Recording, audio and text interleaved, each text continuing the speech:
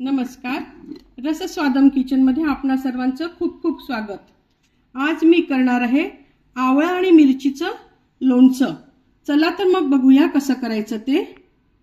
आता आवळ्याचा सीझन आहे आणि हिरव्या मिरच्या खूप सुंदर येतात, त्यामुळे आपण ते कसं करायचं ते बघूया। यासाठी लागणारं साहित्य म्हणजे 1 पाव आवळे घेतले आहे, त्याच्यानंतर अर्धा पाव हिरव्या मिरच्या घेतलेल्या आहेत, अर्धी वाटी मोहरीची डाळ घेतलेली आहे, अर्धा चमचा मेथी दाणा आहे, अर्धा चमचा हळद आहे, अर्धा चमचा हिंग आहे, मीठ आहे आणि 2 लिंबांचा रस आहे। मीठ आता किती लागणार आहे सगळ्यात शेवटी मी तुम्हाला सांगणार आहे, आणि अर्धी वाटी तेल। चला तर मग आता आपण कृतीला सुरुवात करूया। सर्वात प्रथम मी कढईत मीठ घेतलेलं आहे। हे मीठ मी चांगलं भाजून घेणार आहे। आधी मीठ हे फुल गॅसवरच आहे। छान गरम झालं की आता आपण आवळे घालणार आहोत। आता मीठ गरम झालेलं आहे, मी गॅस कमी करते आणि यात आपण आता आवळे ठेवूया। खरं तर हे आवळे आपण नेहमी जसं वाफवतो त्याप्रमाणे पण त्याचं लोणचं करता येऊ शकतं, पण वाफवलेल्या आवळ्यांमधलं मॉइश्चर निघत नाही, म्हणून आपण हे भाजून घेऊया। कारण मिठाबरोबर जेव्हा हे भाजले जातात तेव्हा याच्यातलं मॉइश्चर कमी होतं आणि त्याला एक मिठाची सुंदर चव लागते, म्हणून आपण हे आवळे मिठावर छान भाजून घेऊया। कमीत कमी 10 मिनिटं तरी मला वाटतं सीम वरती म्हणजे एकदम मंद आचेवर आपल्याला छान भाजायला याला लागतो वेळ। आवळे ना असे मधनं आपल्याला याला फिरवत राहायचं आहे, म्हणजे सगळीकडनं छान भाजले जातील। पण ते करता करताच आपण दुसऱ्या बाजूला मिरच्या चिरून घेऊया। ही अशी मिरची घ्यायची आहे, जाड सालाची अशी ही छान मिरची घेतलेली आहे। आणि जसं आपण भरली वांगीसाठी कापतो की नाही तसे आपल्याला आपण अशी चीर देऊन घ्यायची, किंवा भेंड्या करतो आपण मसाला भेंडी वगैरे त्याप्रमाणे याला चीर देऊन घ्यायची। हे काढून घेतलं आहे, ही अशी चिरून घेतली आणि ह्याचे असे छोटे छोटे आपल्याला काप करून घ्यायचे मिरचीचे। अशी पहा, या पद्धतीने ही जे ना हे अशी चिरल्या गेली आणि असे या साईडचे तुकडे किती बारीक किंवा हे तुम्ही याच्यापेक्षा लहान तुकडे करू शकता। मिरची अशी कापून घेतली, परत हिला अशी मधनं चीर दिलेली आहे आणि ह्याच्यापेक्षा आपण छोटे तुकडे करू शकतो। मी दोन्ही प्रकार तुम्हाला करून दाखवते। ह्या सगळ्या मिरच्या आता मी अशा कापून घेणार। 5 मिनिटं झाले आहेत, तुम्हाला असं आवळ्यावरती मीठ आलेलं दिसत असणारच आहे। सगळे आपण आवळे सारखे परतवून राहिलेलो आहोत। याने काय होतं की आवळ्यातलं मॉइश्चर कमी होतं आणि हे मीठ त्या आवळ्यामध्ये आतमध्ये शिरायला लागतं। थोडंसं अशी छान आवळ्या आणि मिठाची चव मिक्स छान येते। तेवढ्याच वेळात बघा आपल्या इकडे मिरच्या सुद्धा चिरून झालेल्या आहेत। आता आपण मेथी दाणा आणि हिंग तेलावर परतून घेऊ आणि फोडणी पण तयार करून घेते आणि तेवढ्याच वेळात लिंबाचा रस पण काढून ठेवते आणि मग तुम्हाला दाखवते। हे बघा 10 मिनिटं झाली आहेत, पण अजून आपले आवळे पाहिजे तसे नरम व्हायचे आहेत, कारण मी मंद आचेवर हे काम करते आहे। पण तुम्हाला त्याला डाग आलेले दिसतील भाजल्याचे। अजून याला मला वाटते 5-7 मिनिटं तरी ठेवावं लागेल। 5 मिनिटं अजून ते कडकच आहेत।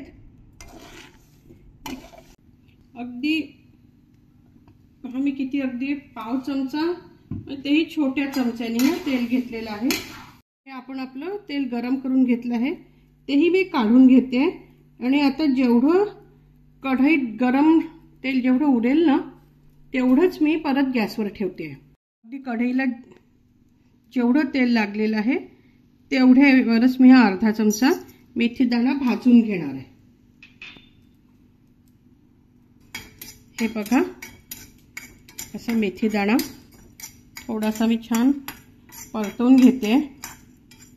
थोडासा रंग बदलपर्यंत, अति पण नाही, नाही तर मग एकदम कडूपणा उतरून जातो।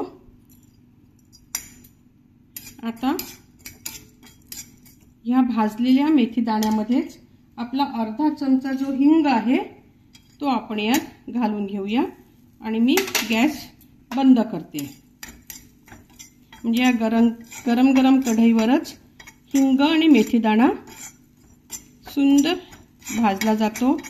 खूप सुंदर सुगंध येतोय मेथी आणि हिंगाचा।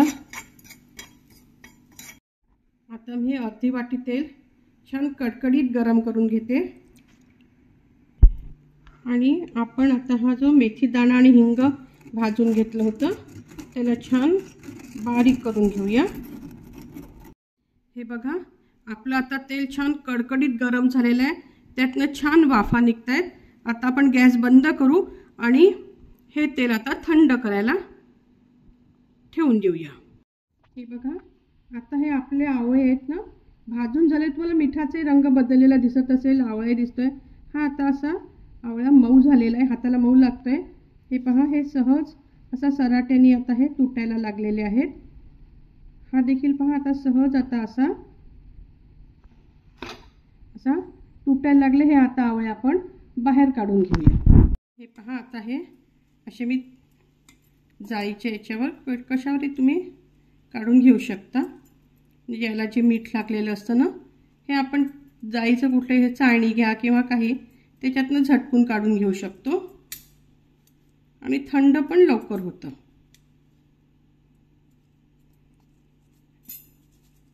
असं केलं की खालच्या खाली सगळं मीठ पडून जातं आणि तुम्हाला जर जास्तीचं वाटलं ते तर तुम्ही कपड्याने पण पुसून घेऊ शकता। आता हे आवळे थोडेसे थंड झाले ना की आपल्याला असे दाबून हे पहा सगळं तसंच वेगवेगळं असं आपोआप सुटायला लागलंय। पहा, हे असं सगळं काढून घ्यायचं। म्हणजे आता हे असं झालं की बी काढली की याच्यात जी वाफ निघते त्यालाही आपल्याला थंड होऊ द्यायचं आहे।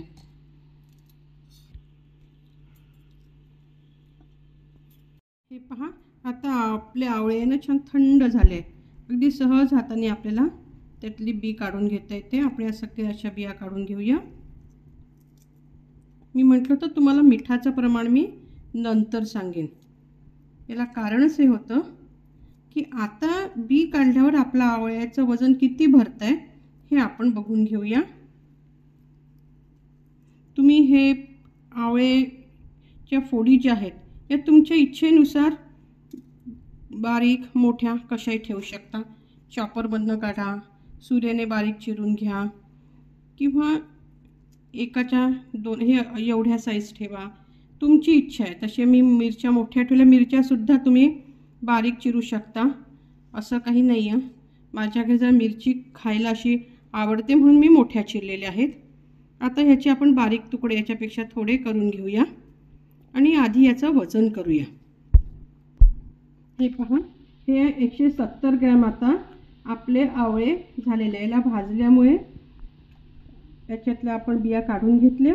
आपलं त्याचं पहिलं वजन होतं 250 ग्रॅम, आता हे 170 ग्रॅम झालेलं आहे। म्हणजे आपल्या नॉर्मल वाटीने माझ्या घरच्या 2 वाट्या आहे। म्हणजे मी तुम्हाला तसंही ग्रॅममधलं आणि वाटीचे अंदाज देते आहे। आता मी हे सगळं एकत्र करते आणि मग तुम्हाला याच्यात मी किती मीठ टाकलं ते सांगते। हे पहा, आता आपण या मिरच्या हे आवळे सगळं असं एकत्र करून घेऊया। या तेलामध्ये थंड झालेल्या तेलात आपण हळद घालून घेऊया आणि हिंग आणि मेथी दाण्याची पूड। तुम्हाला आवडत असेल तर तुम्ही यात अर्धा चमचा तिखट घालू शकता। तुमच्या मिरच्या कितपत तिखट आहे हे बघून आणि तुमच्याकडे किती तिखट आवडतं याच्यावर मी घालत नाही आहे, कारण त्याने लोणच्याचा रंग बदलतो।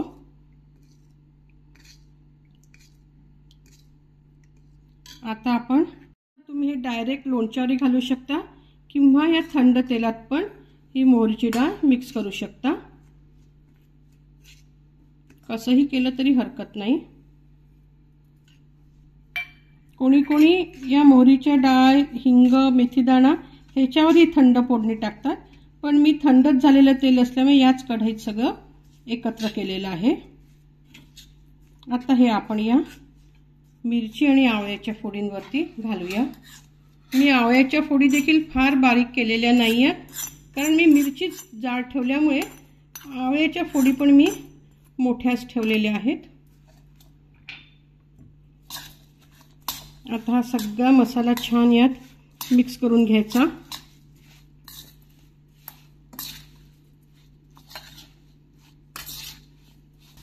तुम्ही मिरची पण एकदम चॉपरमध्ये बारीक करू शकता आणि आवळ्याच्या फोडी सुद्धा बारीक करू शकता.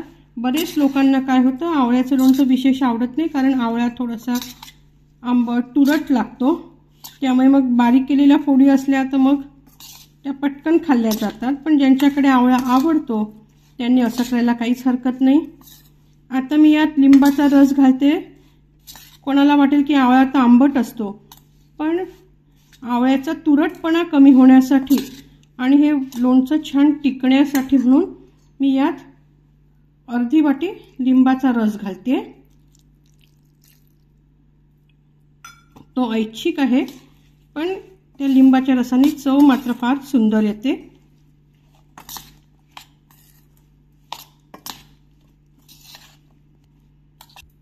यात मीठ घालूया.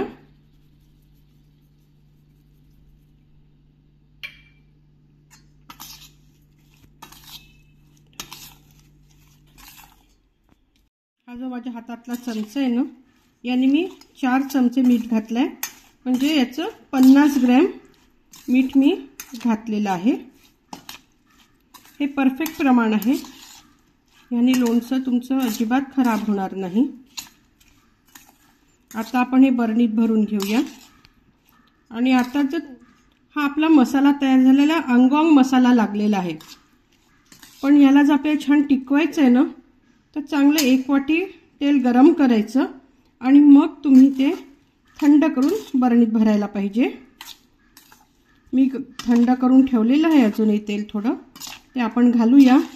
मी सरसू वापरतो कोणी, प्रत्येकाने आपापल्या आवडीप्रमाणे तेल घ्यायला काहीच हरकत नसते. हे पहा, आपण आता हे काचेच्या बरणीत मी भरलेलं आहे.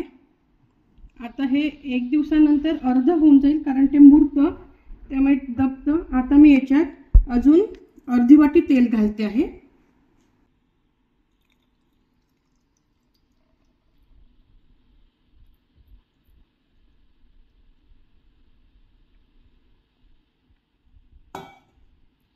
त्याला छान मिक्स करून घेऊया.